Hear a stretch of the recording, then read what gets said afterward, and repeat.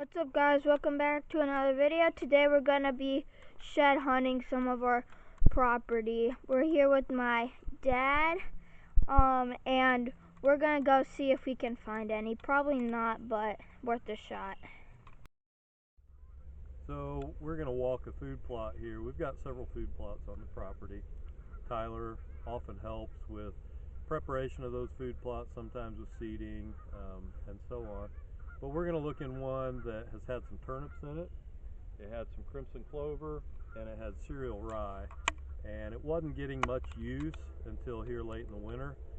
Deer the last couple of weeks were scratching through the snow and trying to get down under the snow and through the ice to find some food.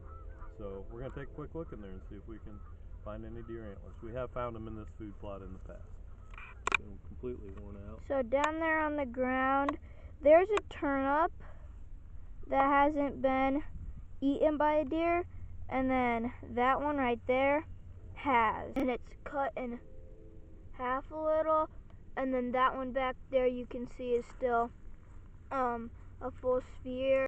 There's another example of one that hasn't been eaten on.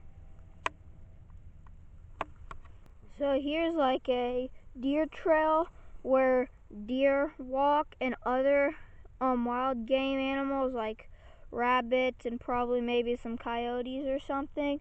There's another one over there, right there, that goes up through here, through woods and stuff. Human-made paths, like we make fire breaks in the woods, and that's what helps us like be able to burn fire and then only be able to like control a certain area, and deer will use those quite frequently. It looks like there's a buck track right there on the ground, and there's still the deer trail.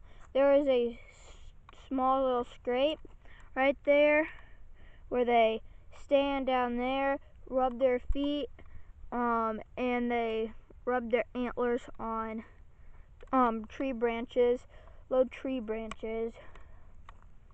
Here's a definite deer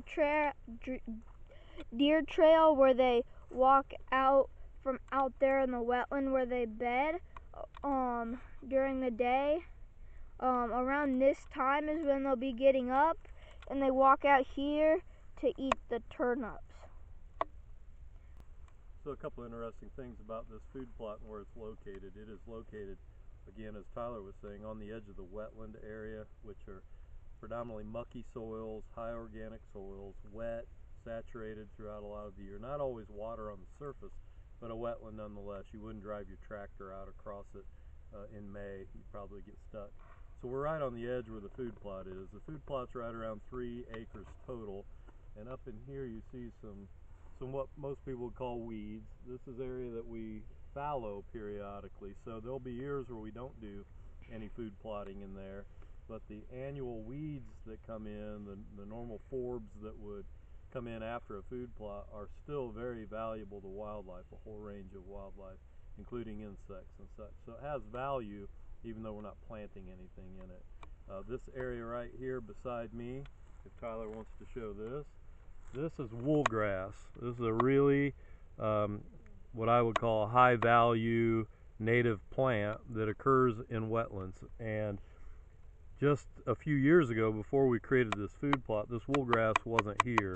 Reed canary grass was predominantly here, which is a non-native invasive plant species.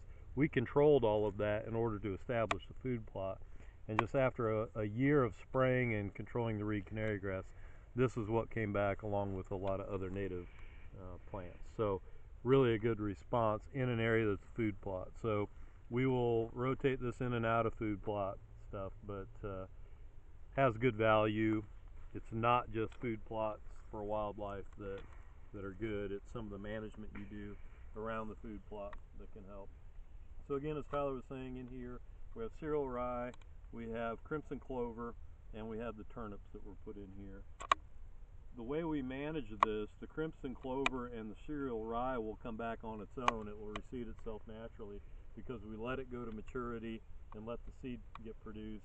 And then through our herbicide management and things like that, it will reseed itself and come back. And that's what's happened here the last couple of years. We'll spray it usually in late July, early August, sometimes twice, and then we'll overseed it with turnips, and then the turnips will come in not super thick. It won't be a pure stand of turnips, but there'll be plenty of turnips in here for wildlife.